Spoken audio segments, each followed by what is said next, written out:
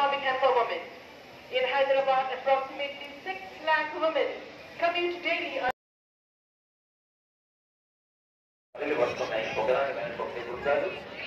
కేవలం డ్రెస్సులోనే ఏకరూపంగా కాదు, ప్రజల అవసరాలు అడ్రస్ చేయడంలో కూడా ఏకరూపంగా ఉంటాం. ప్రభుత్వం ఆశించిన ఫలితాలు అందిస్తాం, ఉన్నతాధికారుల ఆదేశాలు పాటిస్తామని క్రమశిక్షణతో విధేయతలు